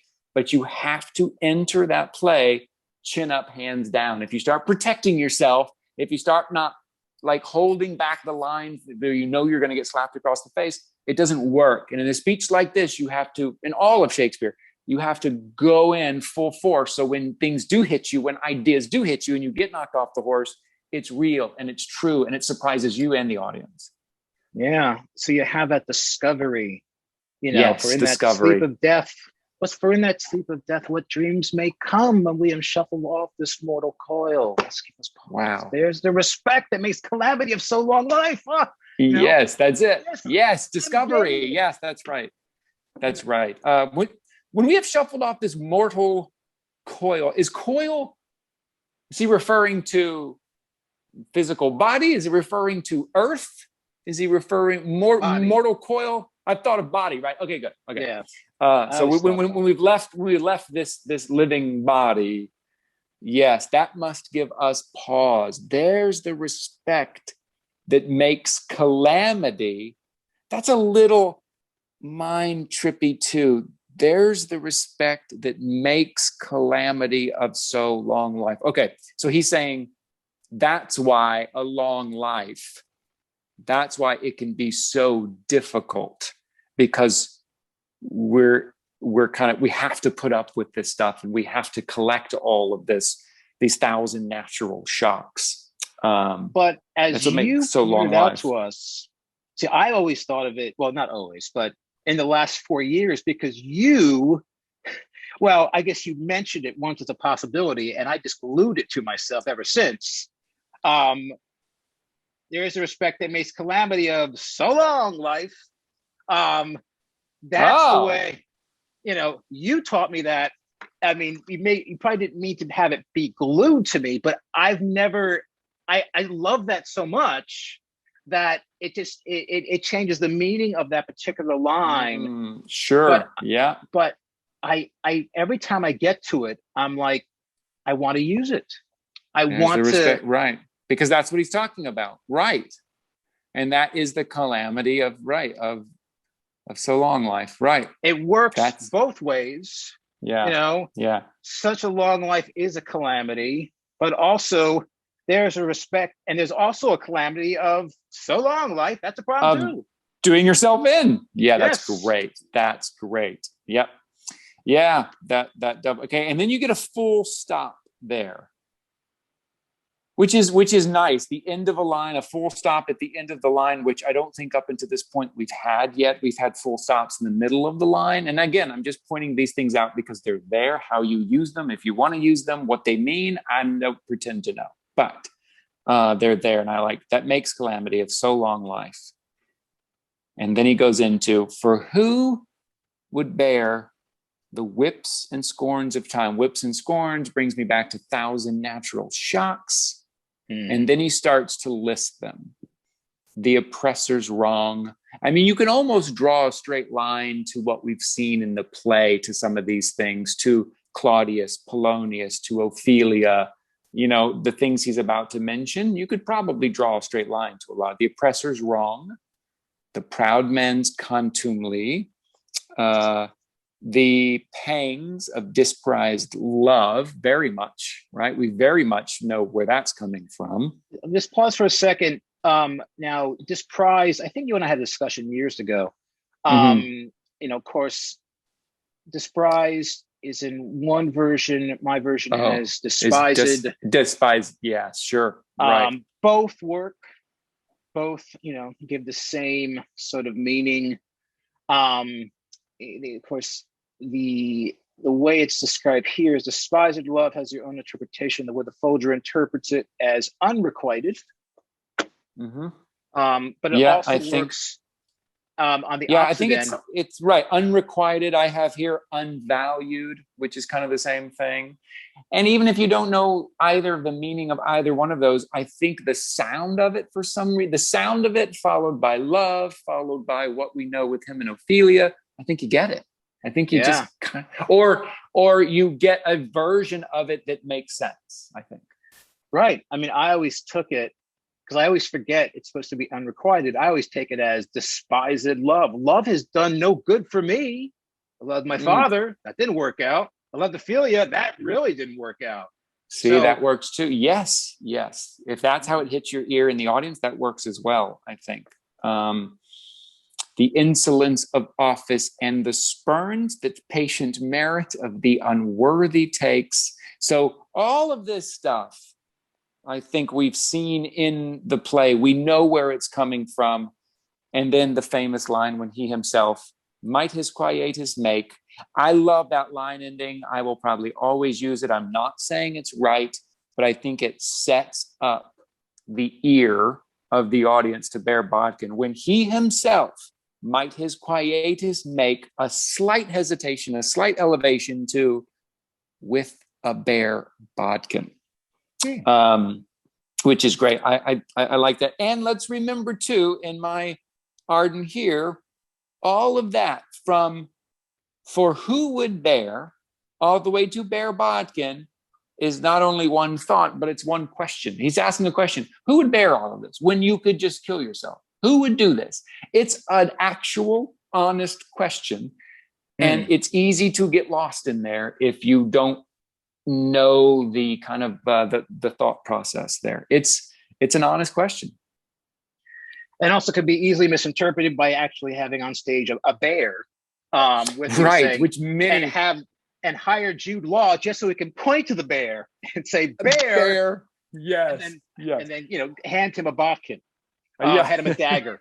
Yes, right. Yeah, he kept. I hear though in rehearsal, Jude Law kept asking every day when the bear was getting there. Yes, it's true. He was very excited to work with it. And the fact was, the bear was really delayed. There was an issue with the train carrying it. It's a long story, but yes. Yeah, it was supposed to be there, so he wasn't wrong. No.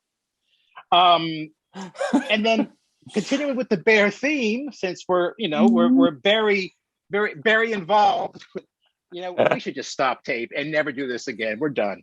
Thank you so much for watching. Because who would Fardell's bear? I think he was pointing at a bear at the time. He was. To grunt and sweat under a weary life. This 30 years old, he judges life weary. Wise, or is he just complaining? Right. Weary, stale, flat, and unprofitable. There he goes again. Weary. How was he when he was 20? Yeah. But that the dread of something after death, the undiscovered country from whose bourne no traveler returns. I love that. It's like it's something unspoken that nobody talks about that. Yeah, right. And it really stares death right in the face, saying, God, the undiscovered country from whose bourne no traveler returns. Puzzles the will. It makes us rather bear those ills we have. Get out of here, bear, than to fly to others we know not of.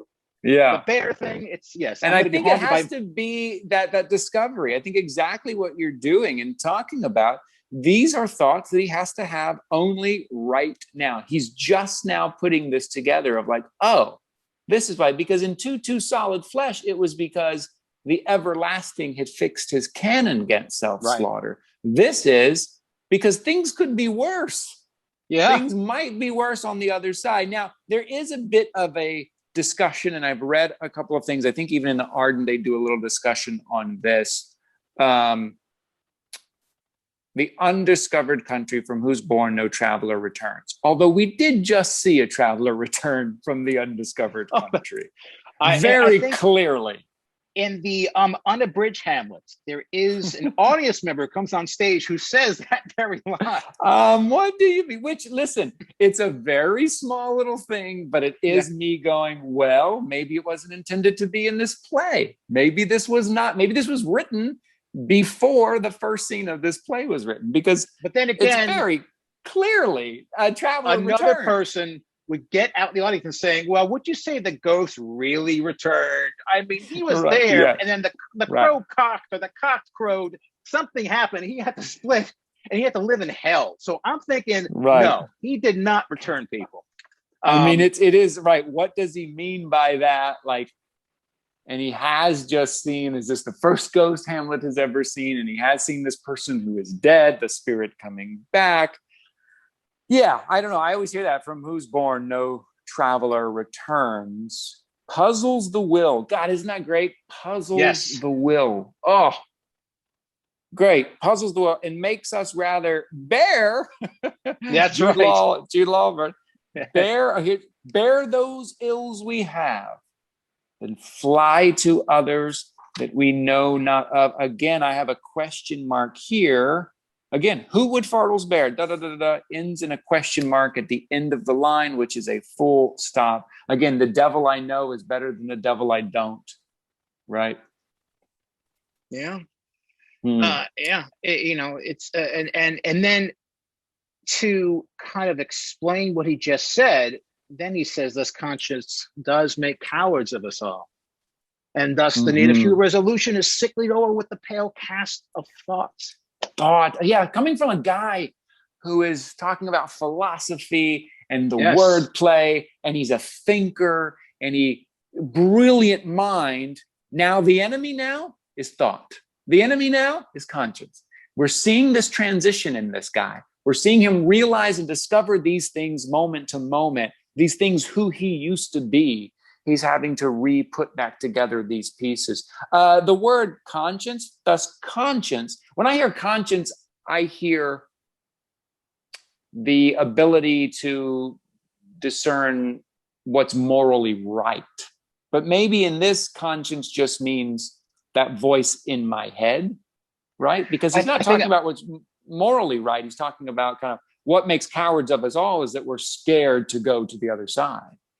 I believe in this instance, now granted, it could be also, there could be a moral component to it, but I think in this instance, conscious, he means consciousness, you know, conscious thoughts, thinking. Yes. Yeah. I think that's true. Neither good nor bad, but thinking makes it so. I mean, it's thinking is, it's all there in the text. Yeah. Thinking is becoming the enemy here. And when he comes back from England, he's a different person. He is let it, if it be now, 'tis not to come guy. Right. And so he's starting to transition into that guy now. Yeah. Of course, he's got to kill somebody first, but that's a whole nother thing. He's got to kill a few people. Yeah. Conscience does make cowards of us all. And thus, and again, here he goes discovering. And thus the native hue of resolution, up, resolution is sicklied o'er with the pale cast of thought. So resolution, native hue, and thought. Your kind of antithesis of like this, and thought is now the enemy. And which is the summation of Hamlet's entire struggle with his objective, his mission. You know, that is. It's right. If he wouldn't think about it so much, if he was more like Laertes and just a man of action. Laertes comes in when he enters after finding out Polonius is dead. He just about cuts the king's throat without any question. He comes right at him. Where is this king? I mean, he is ready. Whereas Hamlet thinks about everything and the native hue of resolution. And meanwhile, I don't know if you saw this production of Hamlet. I think Dom DeLuise was directing. The ghost is on the side of the stage looking at his watch saying, come on, I'm fine. Yeah. Not only did he direct it, Dom DeLuise played the ghost and Gertrude. Yes. Yeah. He was great. He was great. But yeah, I mean, it's like thank goodness it is there. Thank goodness this soliloquy exists. I mean, it's pretty great. I still think it stands on its own better than any other soliloquy in the play. Maybe any other soliloquy that I'm aware of. This, you could pull this out and just talk about this soliloquy and not talk about the plot in Hamlet at all.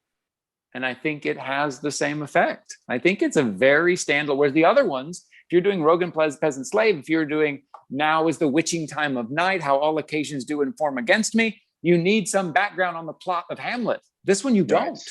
Now, it does relate to Hamlet, and I think it's fuller with the plot, but it doesn't need the plot at all. And so sickly door with a pale cast of thought and enterprises of great. I have pitch. Sometimes it's pith. What do you have there? I have pitch. Okay. Pitch and moment with this regard, their currents turn awry and lose the name. And here's that big word, action. Lose the name of action. And notice that for me, that is a big word. It's something that we talk about all the time. Hamlet taking action, not taking action, but you don't get to sit on it at all because immediately you interrupt yourself because you hear someone coming and you say, soft you now. Like, that's what's great. Big, important word, but you don't get to sit on it.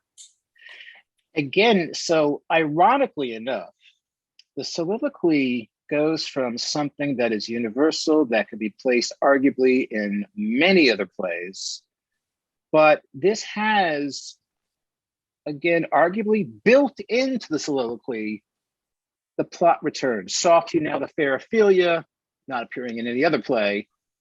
Nymph and thy orisons, by all my sins remembered. So Ophelia, this line is considered part of the soliloquy, even though it's not. If that makes any sense. The interruptions. Sure. Yeah, sure. I mean, I think if I was going to follow with my idea, that I think the speech when Shakespeare wrote it ended with lose the name of action.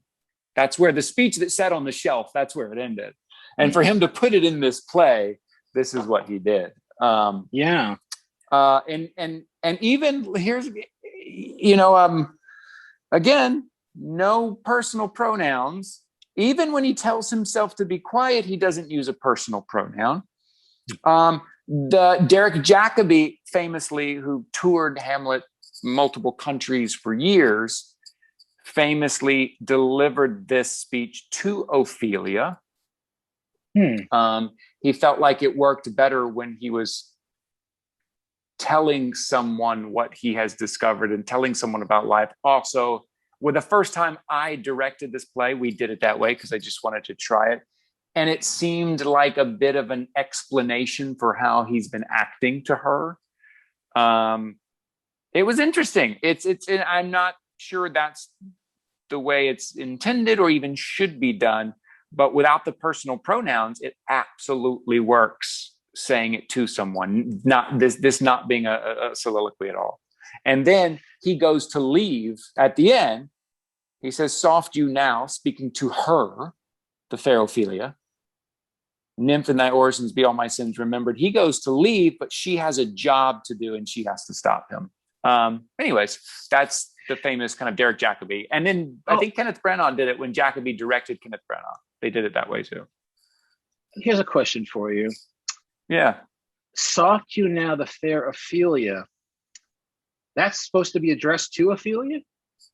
Yeah. As opposed to... Well, no, I mean, it certainly can be. It certainly can be. Oh, yeah. can. I was going to say, because I don't think I've it's supposed, I mean, it may. I think we are, sometimes it's hard to separate what we feel and believe with how we were introduced and learned it. But when we did it in the way when I first directed it, and it definitely works when he says, "And lose the name of action, soft you now." And he's looking right at her and says, "The fair Ophelia, nymph, in thy orisons be all my sins remembered." It's a very sweet moment if he says it right to her. But he can also be saying, "Here comes the fair Ophelia." Yes. That's what I always took as "soft you now, the fair Ophelia" to himself, and then to Ophelia, "Nymph, in thy orisons be all my sins remembered." And that's the way it's played. That's the way it's always played. Yes. Yeah. For sure. But I have found it works really well the other way too. Yeah. Huh. Wait, now, is there any Jude Law pointing where he says "soft you now"? He's touching her hair. Yeah. Like, "Whoa, he's feeling soft you. Soft you now. The fair Ophelia. Fair Ophelia, nymph. Yeah. Yeah, There's eyes definitely. popping out of his head. "Ooh, nymph, in thy orisons, Yeah. all my sins remembered." Yeah. Hey, bear, get out of here. The bear leaves. Yeah. Lon Chaney Jr. will be playing the bear tonight. So, wow, yeah. Yeah, that's it. I hope we didn't go too fast through. I think we, No, we I think we gave it. Yeah. I think that was nice. It was nice to take our time with that and to really take a look and answer those questions and not just kind of assume that we know what it means. And again, taking it slow like that is when you start to realize, like, oh, there are no personal pronouns. He's not referring to himself.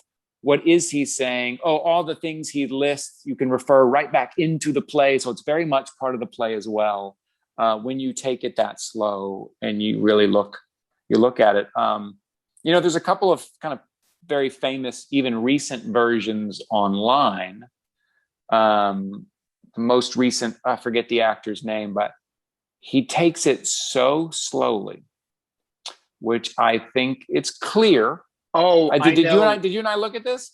Yeah, we did. It's clear. It seems indulgent, but it doesn't seem what the speech wants for me when you go that slowly and that thoughtful. And again, we talk about no subtext, especially in a soliloquy. We're kind of speaking the mind as the thoughts come. These people think quickly. And if you're stopping for these long pauses, then what are you thinking? What's going on in your head if you're stopping for these long pauses?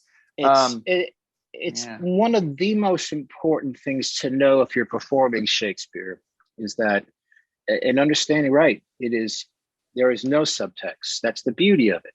People are speaking their minds, they're speaking their hearts, they're saying things. It is an unnatural, but also very natural way of speaking. Mm-hmm. you know. Right. I think that's And why us actors love to do it, yeah, because you get to just be as natural and on the line, on the thought, not covering up, it's liberating. it is. I mean, right. You could do I don't know, the birthday party or something like that and just crawl over that subtext until you're dead. Oh, I mean, Right. no offense to Howard Pinter, but also, or you can also work on Shakespeare, and it's just right there. It's out in the Right. open, and it's Right. like you can literally, as the actor, connect all the dots and express it and experience it in real time. Yes, and let that, as you've said before, let that text guide you. Let it Yeah, pull you along. Let it pull you along and go for the ride. And I think that's when these soliloquies work best, even with something like this that is so famous. I was reading one, I don't know who it was, but he said, I can't remember who it was, but he said, everyone knows it's coming. You walk out there and everyone's going to recite the first couple of lines with you. So he would do this thing where, just to catch the audience, he would breathe, take a deep breath, and he wouldn't say the first line. And he would breathe, he would wait, because everyone knows this is it. And he would say it on like a off beat. So he would breathe and to be, and catch people off guard. It's like, oh, there it is. And it's like immediately you got to get them off. So then they'll start listening to you. Or people speaking it. Who was it? Roger Rees, who spoke it, who started the kind of barely they said his foot was still off stage as he was speaking it coming on. Daniel Day-Lewis started it with his back to the audience. Like it can be a curse, but it can get into your head, but you have to have that drive and in the moment, in that discovery of it. It can't be a set piece. These pieces cannot be a set piece. The plays cannot stop for me to deliver my soliloquy now. well, we all know that the Brana version did very much that, with him staring at a mirror, kind of its own set piece, which, needless to say, sorry, Ken, but was not a fan of. When I saw Ray Fiennes do Hamlet on Broadway, he sort of as kind of like a rushing, rambling speech. He just kind of lightning fast, facing the audience.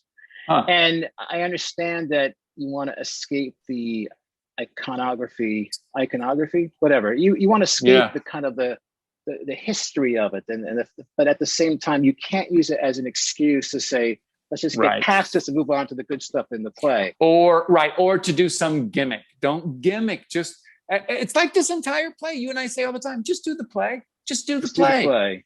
Just do the play. And I love the saying, read new plays like classics, but read classics like they're new. Go out there like no one's ever heard To Be or Not to Be before. Easier said than done, I will admit. Every time I delivered it, I felt here goes the big speech kind of thing. This is where you're going to be judged, and you can't get that out of your head. It's like whatever, going out, it's like playing Stairway to Heaven or something. Guitarists are going to judge you. They're just going to judge you. You know what I mean? And and if you miss a note, if you tinge that string, they're going to jump. But anyways, that's you can't get away from that. But it doesn't mean you should sit on it either, right? You shouldn't that slow sit on trying to explain every moment to it. It's a beautiful speech. I'm glad we took the time. And so next we will jump into Nunnery, which I've read in many of these versions, many of these analyses of the play, they all say the relationship between Hamlet, Ophelia, and the nunnery scene is probably the biggest mystery in the play. How he feels about her and what this is all about. And Gielgud, in that great documentary, Great Hamlets, that I have, Gielgud says he's never once seen a version of the nunnery scene that was satisfactory. And the director says, "What about yours?" And he goes, "I never did it where I liked it." Like it's the biggest mystery. It's the biggest mystery. I'm just gonna mention and get this out there because I think I've told you this before. Ophelia has always been a problem for me with the play. Mm-hmm. It is arguably the play's weak spot.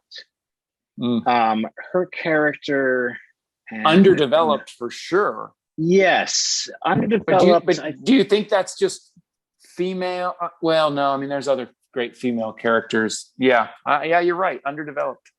Yeah, and the nunnery scene, the scene later on where she's talking about specific flowers, and I've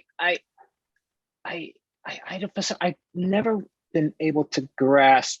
The play almost stops for me, and it shouldn't. I don't know why that is, but the play almost stops for me whenever I see a production and I have to deal with the Ophelia scenes, or when I'm reading it, or I don't know why that is. Either I just don't like it, or I don't understand it, or I'm not I want to appreciate it more. Yeah, no, I think a lot of productions suffer with the Ophelia madness being a set piece. And I think what happens is, just speaking practically, you get into rehearsals and you find out the only real reason to play Ophelia is for those mad scenes. There's not much else to it. And so the director gives all this room, to the actress playing Ophelia, her big mad scenes. You don't want to cut it short. You want to give her this room.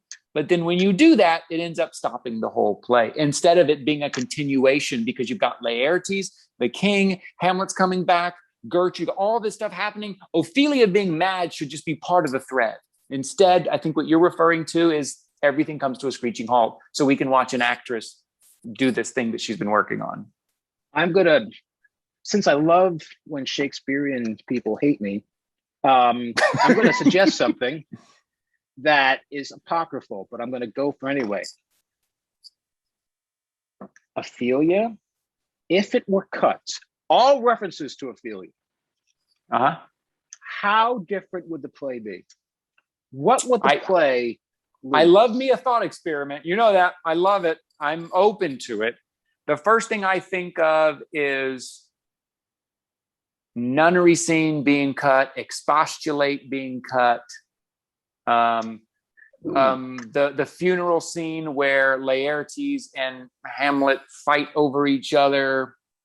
Damn it. You're right. But I don't think it's one or the other. I think you're on to something there about that character. Listen, I agree with you. I don't have the answer, but I wish it was more developed.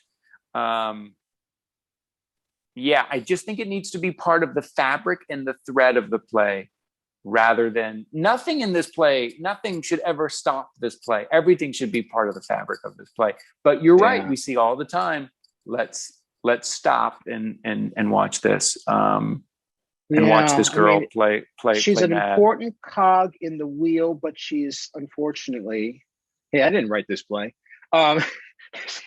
Unfortunately, or did I? Did I write Hamlet? Yes. Another thing we should think about. She is an important cog in the machine, but she is a cog. The tragedy of Hamlet. Yeah. She is part of the tragedy of Hamlet, but it seems like the players with the most: Hamlet, Claudius, Gertrude, Laertes, Polonius.